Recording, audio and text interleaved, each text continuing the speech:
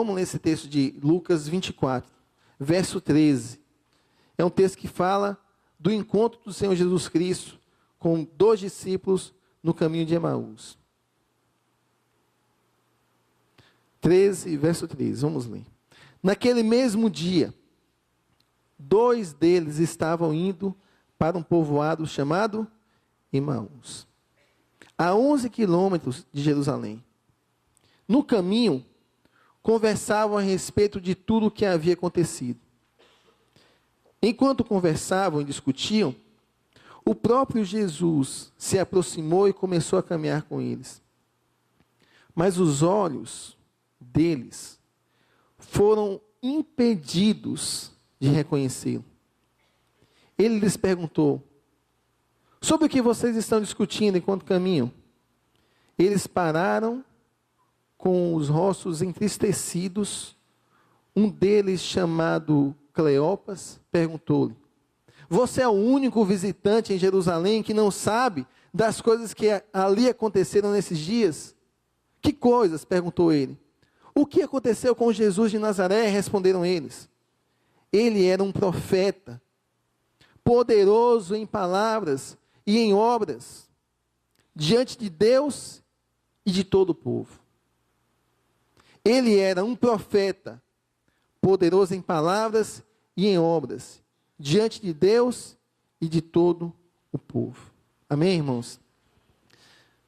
Que contexto é esse, irmãos? O contexto é de um grupo que está disperso, que não está entendendo o que está acontecendo, que vê a morte do seu Senhor e que não sabe o que espera, porque eles não entendem.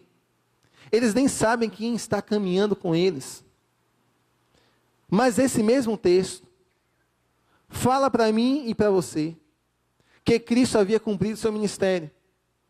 Esse mesmo texto, nas entrelinhas, nos ensina que Cristo havia ressuscitado e que Cristo agora se prepara para estar diante dos seus discípulos. E esses discípulos estão voltando para Emaús e estão conversando sobre o que tem acontecido. E aparece uma pessoa do seu lado que eles não identificam. E essa pessoa pergunta sobre o que eles estão conversando.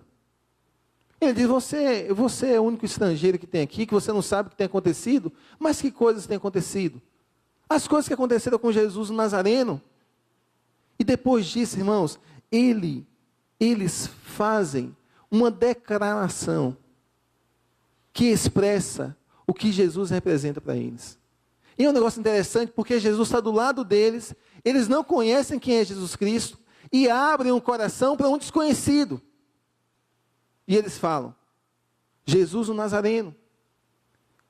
Ele era um profeta, poderoso em palavras, em obras, diante de Deus e de todo o povo. Eu acho, irmãos, essa declaração maravilhosa. Eu acho essa declaração carregada de sentido. Porque eles definem quem é Jesus para eles. Com essa declaração, eles definem o que é a vida de Jesus para eles. O que foi o ministério do Senhor Jesus Cristo para eles. Você já parou para pensar como essa declaração ela é carregada de sentido? E é uma declaração que vem do coração deles para alguém que eles nem conhecem. Um desconhecido que está ao seu lado. É uma declaração emocionante, irmãos. Por quê? Porque o ministério do Senhor Jesus foi emocionante. É emocionante e é maravilhoso. Ele, para aqueles homens, era um profeta, era poderoso em palavras, não só poderoso em palavras, mas poderoso em obras, e não só diante de Deus, mas diante de todo o povo. Sim, pastor, o que fica evidente nisso aí? Fica evidente que Jesus Cristo marcou a vida desses homens. Fica evidente nessa declaração que o ministério de Jesus Cristo impactou o coração desses homens. Fica evidente que as características do ministério de Jesus Cristo deixaram marcas profundas na vida desses homens. Mas foi só na vida desses homens? Não. E eu olhando, irmãos, o Evangelho de Lucas, não tenho todas aqui, mas eu queria ler para os irmãos referências que falam do que as pessoas achavam de Jesus Cristo. Eu queria que você prestasse atenção aqui, eu vou ler e vou dizer referência. Presta atenção. Lucas 7,16. Todos ficaram cheios de temor e louvaram a Deus. Um grande profeta se levantou entre nós, diziam eles. Deus interveio em favor do seu povo. Essas notícias sobre Jesus espalharam-se por toda a Judéia e região circunvizinhas. Lucas 8:25. Amedrontados e admirados, eles perguntaram uns aos outros: quem é este que até aos ventos e às águas dá ordens e lhes obedece? Mais um, irmãos. Lucas 13:17. O povo se alegrava com todas as maravilhas que ele estava fazendo. Lucas 18:43. Imediatamente ele recuperou a visão e seguiu Jesus glorificando a Deus. Quando todo o povo viu isso, deu louvores a Deus. Lucas 19:48. E todo o povo estava fascinado pelas suas palavras. Esse é o ministério de Jesus Cristo diante das pessoas. Eu vou ler mais um, irmãos. Presta atenção aqui. Lucas 20:26.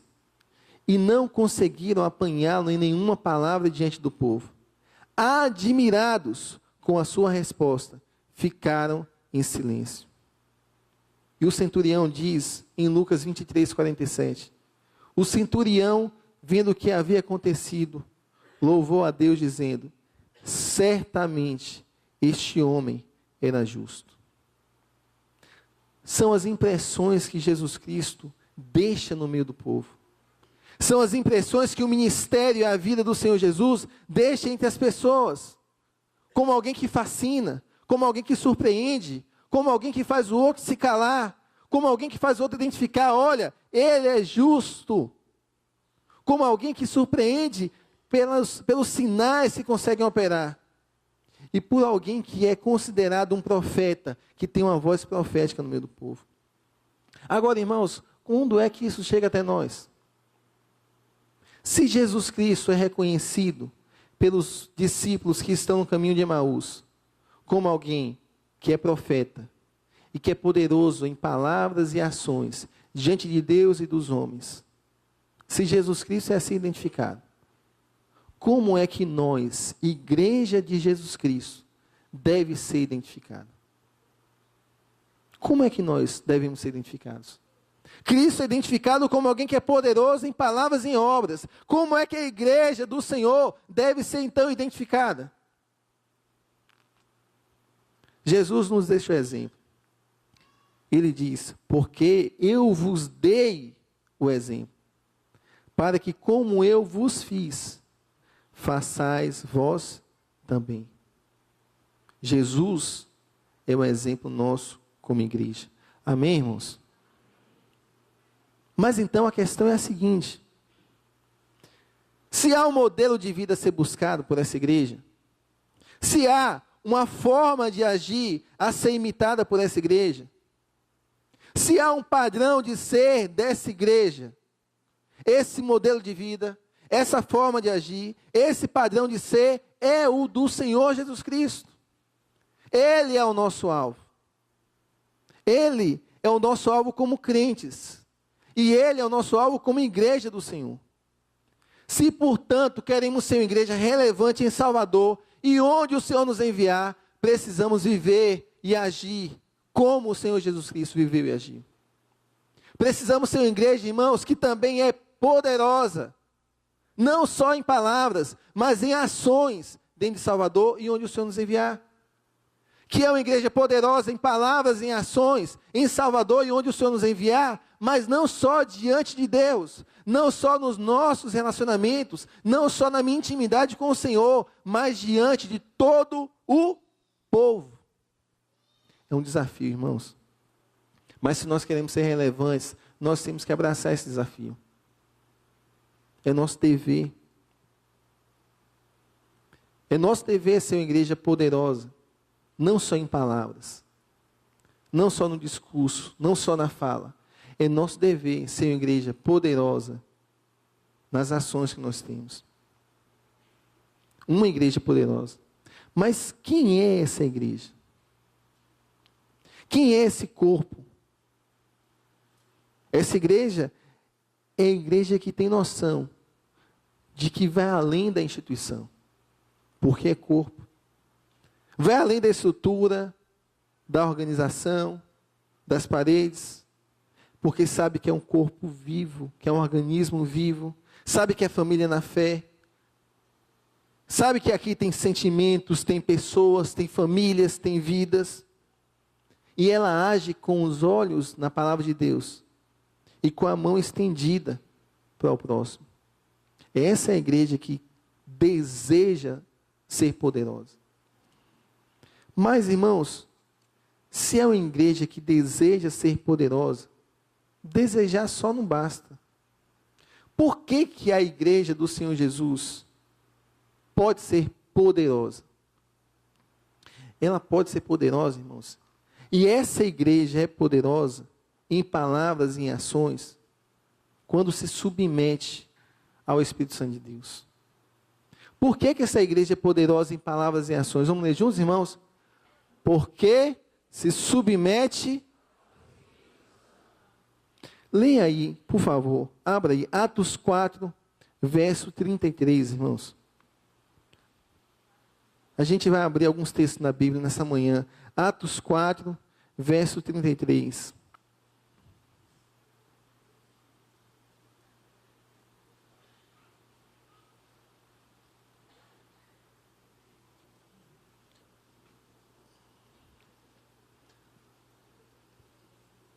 Todos encontraram? Vamos ler, ainda que com versões diferentes, irmãos. Vamos tentar ler? Com grande poder, os apóstolos continuavam a testemunhar da ressurreição do Senhor Jesus, e grandiosa graça estava sobre todos eles. Com grande poder, os apóstolos continuavam a testemunhar da ressurreição do Senhor Jesus Cristo. Por que que eles testemunhavam com grande poder? Deixa eu ler Atos 1:8 para você. Atos 1:8 diz: mas receberão poder quando o Espírito Santo descer sobre vocês. E serão minhas testemunhas em Jerusalém, em toda a Judéia e Samaria e até os confins da terra. O poder na vida dos apóstolos não era deles. O poder na vida dos apóstolos era o poder do Espírito Santo na vida deles. E é interessante falar sobre o Espírito Santo, irmãos, porque nós precisamos ouvir, nós precisamos buscá-lo, mas nem sempre a gente ouve sobre o Espírito Santo. Por quê? Porque nós temos uma série de questões em volta disso. E uma delas é que, por vezes, nós não queremos parecer com alguém que diz buscar o Espírito Santo e que na nossa compreensão é algo totalmente diferente. Que a ação do Espírito Santo é algo totalmente diferente. Que a manifestação do Espírito Santo é algo totalmente diferente. E nós começamos agora a não buscá-lo, ou não comentar, ou não levantar a importância do Espírito Santo em nossa vida, porque nós temos alguns receios quanto ao Espírito Santo. Mas o Espírito Santo foi uma dádiva de Deus em nossa vida, para que eu e você não fôssemos órfãos. O Espírito Santo de Deus é essencial na minha vida cristã. A minha vida cristã só nasce quando eu nasço no Espírito. Quando eu nasço de novo. Quando eu tenho a comunhão com o Espírito. Quando Ele passa a habitar em mim. E é por isso que eu não sou órfão. E é por isso que nós cristãos não somos órfãos. Porque o Espírito Santo de Deus habita em nós. E para nós sermos cristãos, irmãos, de fato nós precisamos nascer no Espírito. Mas é tão importante isso, que o apóstolo Paulo chega a dizer em Romanos 8:9, que se alguém não tem o Espírito de Cristo, não pertence a Cristo. O Espírito Santo é quem nos guia. O Espírito Santo é quem nos exorta. O Espírito Santo é quem nos consola. É quem nos ensina. O Espírito Santo é quem atua em nós. E a nossa vida cristã só acontece no Espírito Santo. Portanto, irmãos, nós, se queremos ser uma igreja relevante em Salvador e onde o Senhor nos enviar, nós não podemos ser igreja que marque presença onde estiver, se nós não crescermos na intimidade com o Espírito Santo. Eu me lembro do acampamento, irmãos, de adolescência que aconteceu há um pouco tempo atrás. E o acampamento, eles viveram um tema que era a missão. E foi um acampamento que foi bênção na vida deles. A gente viu a resposta no coração de cada adolescente, como eles se manifestaram durante aqueles dias. E eles ouviram o tempo todo sobre a missão, a missão, a missão. E na missão, se é que eles estão preparados para essa batalha. Na missão, eles deviam ter cuidado porque o inimigo estava por perto. Na missão, eles deviam estar atentos porque se a missão é dada, a missão deve ser cumprida. E eles ouviram ali que eles eram soldados do Senhor Jesus Cristo. E não é só adolescente que é soldado do Senhor Jesus Cristo, nós também fazemos parte do exército do Senhor Jesus Cristo. Amém, irmãos? Agora veja, num momento eles ouviram que o soldado precisava estar atento. Atento para perceber quem era ou o que era o seu arsenal. E ele precisava estar atento ao seu arsenal, que era a palavra de Deus. Ele precisava saber lidar com a arma que ele tinha, que era a palavra de Deus. Ele precisava conhecer o exército do qual ele fazia parte, se envolver, e esse exército é a igreja do Senhor Jesus Cristo. Mas ele precisava também saber de algo, irmão. De onde vinha a sua força? De onde emanava a força desse soldado? E eles aprenderam ali que eles precisam depender da ação do Espírito Santo de Deus na vida deles.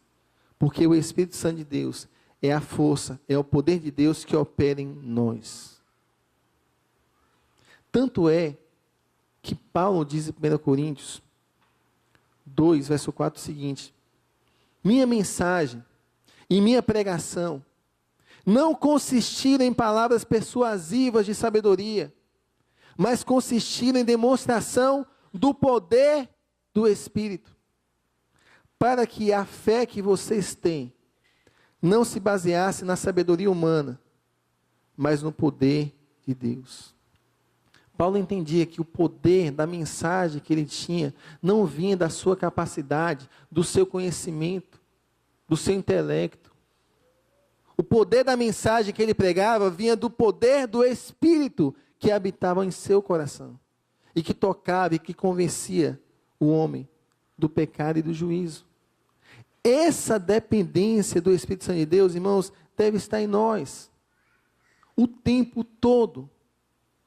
Entendendo que cada passo que damos deve ser sobre a direção do Espírito de Deus. Só que quando, irmãos, eu falei aqui no início de uma igreja poderosa, a gente pode pensar num monte de coisa. Já pensou? Botou o título ali, uma igreja poderosa. O que é uma igreja poderosa? Uma igreja poderosa pode ser uma igreja que tem muitos recursos. E já diz aí fora que dinheiro é poder, então a igreja que tem muito recurso é poderosa. Não, uma igreja poderosa é uma igreja que tem muita influência. Então ela entra e sai nas instituições da sociedade, por ter tanta influência, ela é uma igreja poderosa. Não, uma igreja poderosa é uma igreja que consegue dominar as pessoas e consegue manipular as pessoas. Então, essa igreja é poderosa. Mas o que é poder na palavra? O poder na palavra. O poder da palavra não é esse poder que causa rivalidade. O poder na palavra não é esse poder que causa disputa, desunião. Não é a busca do poder pelo poder. O poder na palavra de Deus é a ação do Espírito Santo, capacitando cada crente, dando força e vitalidade a cada crente. É aquilo que a gente identifica como virtude do Espírito Santo. É aquilo, irmãos, que nós entendemos como uma espécie de dinamite, que consegue fazer um impacto na vida das pessoas que estão ao redor. Esse é o poder de Deus. E, portanto, nós só temos esse poder como consequência da presença do Espírito em nossa vida. E esse poder se aperfeiçoa na fraqueza. É só entendendo minha limitação que eu vou crescer nesse poder. É só percebendo que eu sou fraco que eu vou me tornar forte nesse poder. É só dependendo desse poder e me rendendo a esse poder que eu vou conseguir crescer em autoridade diante de Deus e dos homens, como instrumento de Deus. Quem entendeu isso, irmãos? O próprio apóstolo Paulo. Paulo diz que ouviu do Senhor: a minha graça te basta, porque o meu poder se aperfeiçoa na fraqueza. De boa vontade, pois, me gloriarei nas minhas fraquezas, para que o poder de Cristo, para que em mim habite o poder de Cristo. Por que eu falo isso, irmãos? Porque nós precisamos aprender a apresentar as nossas fraquezas diante de Deus. Entender que a resposta final vem de Deus. E agir segundo a direção de Deus, apresentando todas as nossas limitações ao Senhor. E quando a gente olha para a igreja, a gente percebe, irmãos, que com o poder do Espírito Santo nós podemos ser uma coisa, sem nós podemos ser outra coisa totalmente diferente. Sem o poder do Espírito Santo, nós poderemos ser uma grande organização, irmãos, mas não poderemos ser um povo santo. Sem o poder do Espírito Santo, nós poderemos ser um grande ajuntamento festivo, mas não seremos uma reunião de verdadeiros adoradores. Sem o poder do Espírito Santo, nós poderemos ter vários lugares para viajarmos, mas não teremos campos missionários, que são marcos no reino de Deus. Você percebe isso? Como o entendimento no reino de Deus faz você mudar a sua visão das coisas. Eu vou entender que aquele campo que eu dedico um final de semana para ir visitar, não é um passeio na minha vida. Porque eu estou indo guiado, conduzido pelo Espírito Santo de Deus, para ser instrumento de Deus na vida daquelas pessoas. Eu vou entender que o culto que eu presto ao Senhor não é uma reunião onde eu só me alegro, mas é uma reunião onde eu sirvo e eu adoro ao Deus que eu amo. Eu vou entender que a igreja do Senhor Jesus Cristo, da qual eu faço parte, não é mais uma organização da qual eu estou alistado, mas é o corpo do Senhor Jesus Cristo, um povo santo, que tem uma missão aqui na terra. Isso me faz entender as coisas de forma diferente, irmãos. Portanto, eu entendo que uma igreja que quer ser relevante, uma igreja que quer ser poderosa em palavras e ações, deve ser uma igreja que busca o Espírito Santo em sua vida. Amém, irmãos? Uma igreja que quer ser poderosa em ações, em palavras e ações, deve ser também uma igreja que denuncia o pecado. E veja, irmãos, que o foco aqui não é só em um ponto. A denúncia do pecado não é só de um lado. A palavra diz que Jesus Cristo era poderoso diante de Deus e dos homens.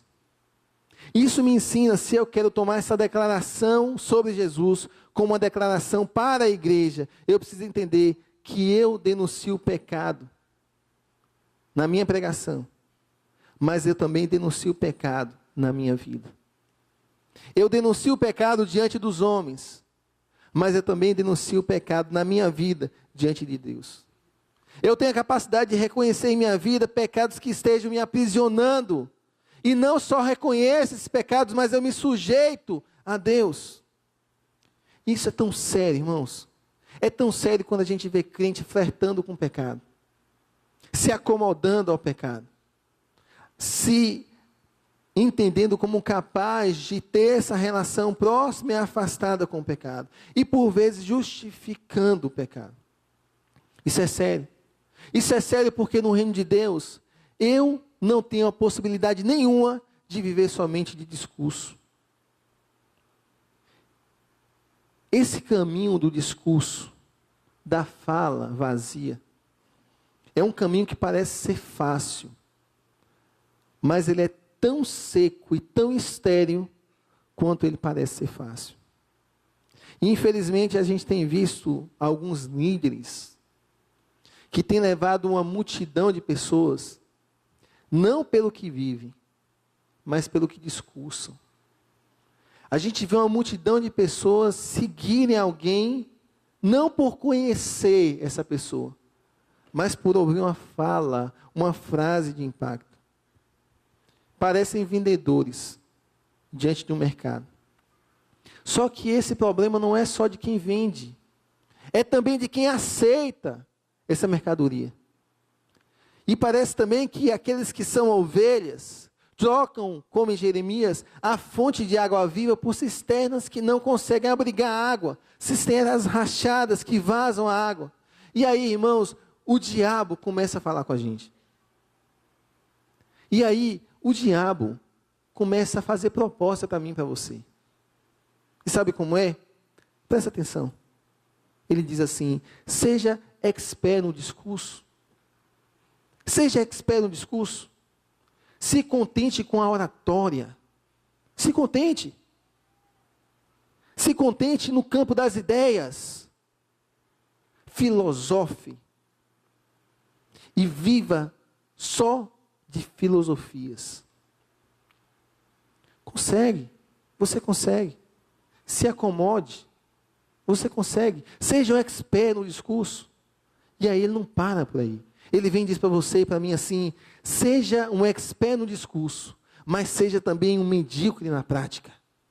Seja medíocre na prática. Você consegue ser medíocre na prática? Seja. Não sirva. Não sirva. Não visite. Não visite. Não seja mordomo. Não viva no corpo a corpo. Não. Seja medíocre na prática. Não se atente para os sinais de Deus. Não. Seja medíocre. E os convites vão chegando, irmãos. Não exerça atos cristãos. Seja morto na fé. Seja medíocre na prática. E nós sabemos, irmãos, que uma espiritualidade sem prática é morta. Assim como a fé sem obras é também morta. Mas o inimigo para por aí? Não. Ele nos propõe mais coisas. Ele não só diz para a gente ser expert no discurso, ele não só diz para a gente ser medíocre na prática, mas ele diz: fuja da santidade. Fuja da santidade. E olhe bem, fuja porque você tem uma boa razão para pecar. Você tem uma boa razão para pecar. Afinal de contas, o pecado existe. E o pecado existe, mas sua família nunca vai saber do pecado. E eu lhe garanto, ela nunca vai saber. E como ela nunca vai saber, ela também não vai sofrer. Então fuja da santidade. Ele diz assim: não, só mais uma vez. Tente, só mais uma vez. A graça é mais barata do que você pensa. Barateia a graça de Deus. Você consegue ela fácil. É comum. É comum. Todo mundo faz. Eu conheço irmão que faz. Ele diz: olha, presta atenção. Você é forte. Você é esperto. Você é esperta. Você consegue. E aí, irmãos, nós vamos nos envolvendo nesse lamaçal. Nós vamos fazendo parte dessa linha do inimigo em nossa vida. E vamos deixando de denunciar o pecado. Não só como pregação, mas o pecado é minha vida. Terrível. Se nós queremos, irmãos, ser uma igreja que marque essa cidade, nós precisamos ser uma igreja que denuncie o pecado. No púlpito, mas também no coração. Em nossa vida. Assim como a gente denuncia com a nossa boca. Uma igreja, irmãos, que quer ser poderosa em palavras e ações, ela precisa buscar o Espírito Santo de Deus. Ela precisa denunciar o pecado, mas ela também precisa anunciar a salvação. Ela precisa anunciar o caminho que a cruz de Cristo nos propõe. Porque, irmãos, na verdade, é muito bom fazer parte da família de Deus. É muito bom fazer parte de uma família. E nessa família eu tenho um pai que eu me relaciono com ele. E eu tenho irmãos também. E eu cresço nessa minha família. tão importante fazer parte da família, é uma bênção fazer parte da família de Deus. Mas as minhas responsabilidades não param nos meus direitos. Eu tenho mais do que direitos no meio dessa família. Eu tenho deveres a cumprir. Eu tenho o ID do Senhor Jesus Cristo a cumprir. Eu tenho a responsabilidade de anunciar as boas novas de salvação para que mais pessoas e mais pessoas façam parte dessa família. É como eu digo no grupo pequeno, irmãos, nós somos um grupo pequeno, mas não somos um grupo fechado. Os grupos que nós temos, familiares, são grupos pequenos, mas não são fechados.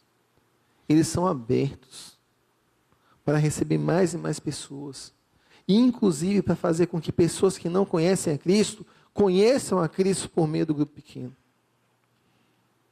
Nós não somos um grupo fechado.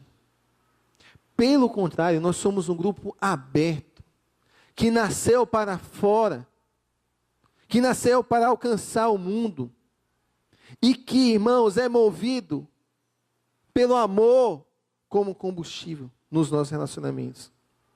E assim, irmãos, nossa responsabilidade é levar essa mensagem adiante, é evangelizar. E nós não podemos ser uma igreja que impacte Salvador e onde o Senhor nos enviar, se nós não formos uma igreja que evangeliza. E não espere a ação da igreja como evangelística, somente quando é institucional. A ação da igreja, como igreja evangelística, é a ação de cada um de nós, onde o Senhor tem nos colocado. Você, onde está, é um representante da igreja de Cristo. Eu, onde estou, sou um representante da igreja de Cristo. E se queremos ser essa igreja que marca essa cidade, precisamos ser agentes de Cristo para o evangelismo. Precisamos espalhar a boa notícia. A grande pergunta é, irmãos, o que nós temos feito? Nós temos sido, de fato, esse agente que com a nossa vida e com a nossa boca fala de Cristo. Nós temos sabido usar com dinamismo, com discernimento da parte de Deus, os momentos que Deus tem nos dado para falar de Cristo. Nós precisamos ser uma igreja, irmãos, que denuncia o pecado, mas que também conduz as pessoas à salvação. E eu acredito, irmãos, que conduzir as pessoas à salvação é falar sobre o pecado, é falar sobre a separação do homem de Deus, mas também é falar sobre céu e sobre inferno, é falar sobre o amor de Cristo, é falar sobre a cruz de Cristo, mas também falar sobre a ressurreição de Cristo. Não é só falar sobre a ressurreição e cruz de Cristo, mas falar sobre a necessidade do arrependimento em nossas vidas. É falar sobre arrependimento, mas é também falar sobre a justificação pelo sangue do Senhor Jesus Cristo em nossas vidas. É falar sobre isso, mas também é não parar e falar sobre a santificação que segue a cada dia em nossa vida. Isso é a mensagem de salvação que eu preciso pregar, mas não só preciso pregar, como preciso viver. Amém, irmãos? E isso é me envolver com as pessoas. Se a igreja do Senhor quer ser uma igreja poderosa em ações e em palavras, ela precisa ser uma igreja que busca o Espírito Santo. Ela precisa ser uma igreja que prega sobre salvação. Ela precisa ser uma igreja que denuncia o pecado. Mas ela também precisa ser uma igreja que serve ao próximo. E nós somos, irmãos, tentados a dedicar a nossa vida muito mais em palavras do que em ações. Parece que a gente quer ser poderoso nas palavras, como se isso fosse possível. Como se fosse possível agir pelo poder de Deus em nossas vidas, sem que isso nos movesse a algumas obras, em algumas ações.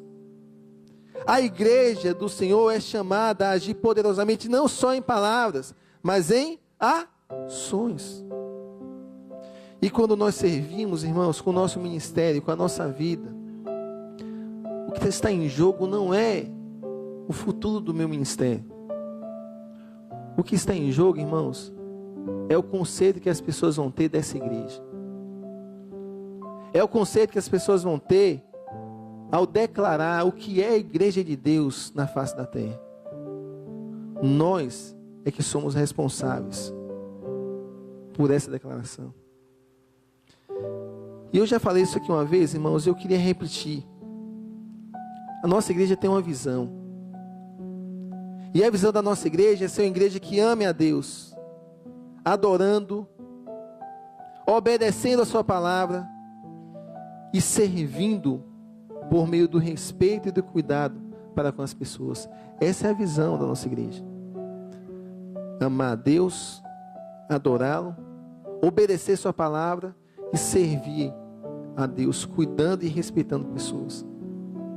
Mas essa visão, presta atenção, irmãos, essa visão não pode ser só uma visão bonita para a gente, sabe? Não, pastor, essa visão é muito bonita, só isso não é o suficiente. Essa visão de amar a Deus, de adorar o Senhor, de obedecer a sua palavra e de servir ajudando pessoas, não pode ser só uma visão bonita ou possível. Ela precisa ser mais do que isso. Ela não pode ser só uma visão aceitável. Ela tem que ser mais do que isso.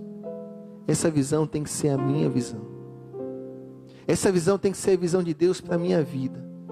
E agora, quando eu falar da visão de amar a Deus, de adorar, de obedecer a sua palavra e de servir ao outro, eu não vou estar falando de uma visão que é da igreja, mas eu falarei de uma visão que é minha, porque eu sou a igreja. Então a minha vida vai ser para amar as pessoas, adorar a Deus, obedecer sua palavra e cuidar de vidas. O ministério do qual eu faço parte na igreja também vai viver isso. A minha família vai ser conduzida por mim para viver isso. Por isso que uma igreja que quer ser poderosa em ações e em palavras, precisa servir ao próximo. E por fim, irmãos, uma igreja que quer ser poderosa em palavras e ações, tem que ser uma igreja que celebra a Deus com vida, com sinceridade e centrada em Cristo.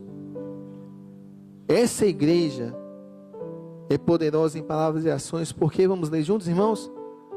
Porque sua celebração é viva, sincera e centrada em Cristo. E como é bom poder celebrar com os nossos irmãos, não é verdade, irmãos?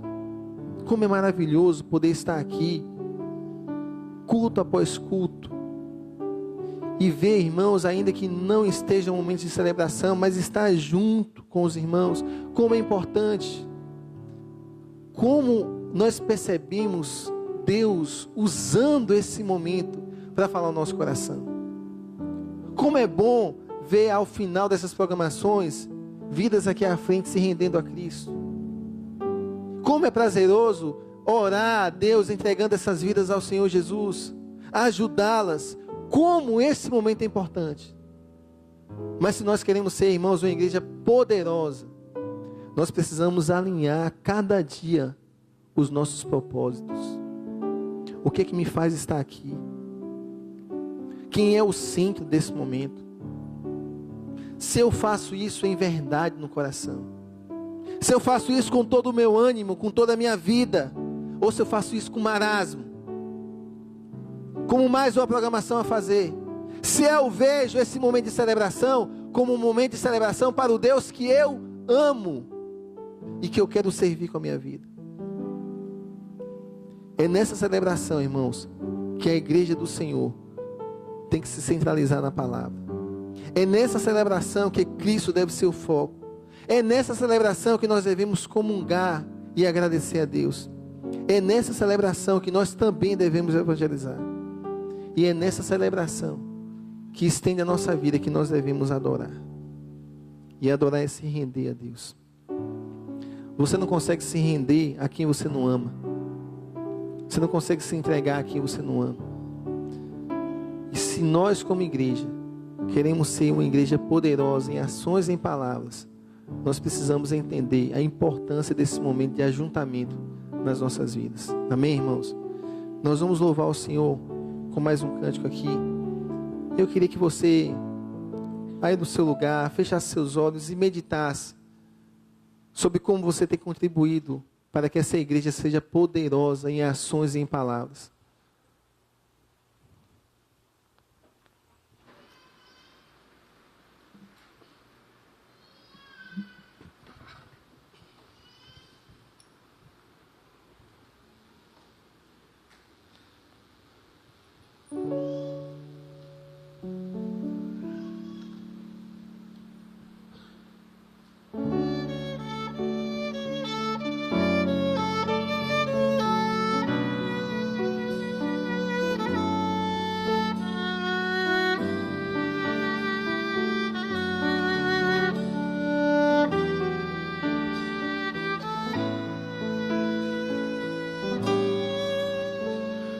Espírito do Senhor está presente para consolar.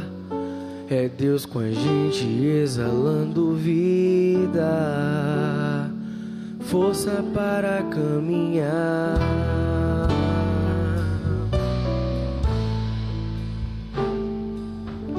O Espírito do Senhor está presente para consolar. É Deus com a gente exalando vida, força para caminhar.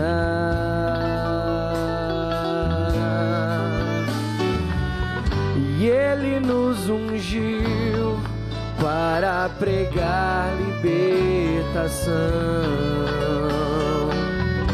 e quebrar cadeias, para restaurar o coração e anunciar o ano aceitável do Senhor, a fim de que se chame, a fim de que se chame, a fim de que se chame Carvalho de Justiça.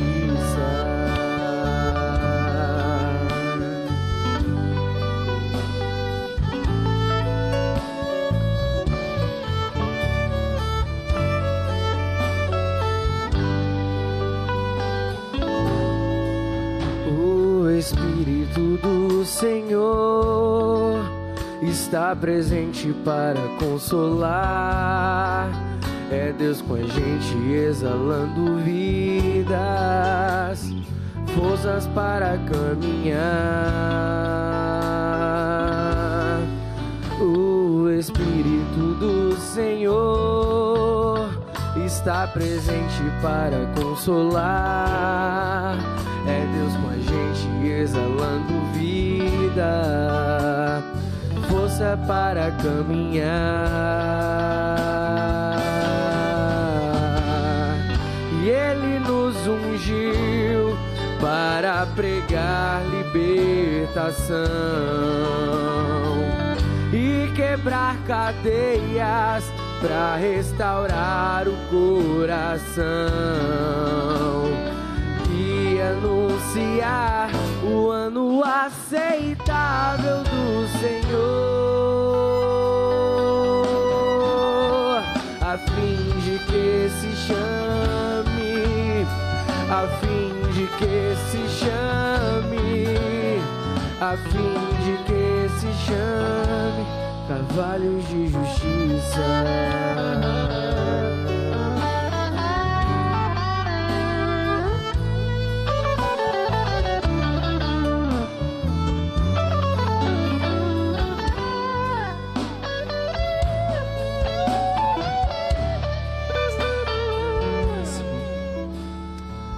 Senhor, nós queremos aqui, Deus, apresentar a nossa vida ao Senhor, Deus. Ó Deus, diante do que a palavra do Senhor nos ensina, nós queremos caminhar, Deus, no poder da palavra do Senhor em nossa vida, Senhor. Nós queremos dizer, meu Pai, como o apóstolo Paulo, que nós não nos envergonhamos do Evangelho, porque nós cremos que Ele é o poder de Deus para a salvação de todo aquele que crê, Senhor. E nós queremos, meu Pai, em nome do Senhor Jesus, nós pedimos, sermos instrumentos do Senhor nessa cidade e onde o Senhor nos enviar, Deus. Uma igreja, Deus, que é poderosa para a honra e glória do Senhor, mas uma igreja que é poderosa em palavras e em ações que honrem o Teu nome, Senhor Deus. Nos ajuda, Senhor, a crescermos em intimidade com o Teu Espírito Santo, Deus. Nos ajuda, Deus, a crescermos a cada dia em base bíblica, para que a nossa pregação e a nossa vida seja uma vida que testemunhe da salvação de Cristo, que seja um evangelho que fale do pecado e que conduza homens e mulheres ao arrependimento no Senhor Jesus Cristo, Deus. Nos ensina, Deus, a crescermos no evangelho puro do Senhor, guardados na palavra do Senhor, servindo ao próximo, Deus, e entendendo, Pai, o quanto é bênção da parte do Senhor sermos igreja, temos esses ajuntamentos, momentos de celebração ao Senhor, que em todo instante o foco, o centro, seja o Senhor Jesus Cristo. Que possamos adorar o Senhor em espírito e em verdade, e com vida, Deus, com entrega. Em nome do Senhor Jesus, fortalece a cada um de nós em nossas fraquezas, Pai. Nos faz entender que a nossa força não vem do nosso braço, mas que vem da ação do Senhor em nossa vida, Deus. Que nós a cada dia reconheçamos a nossa fraqueza, para que o poder do Senhor que opera em nós cresça em nossa vida. Nos abençoa, Senhor, como igreja e como... Amém.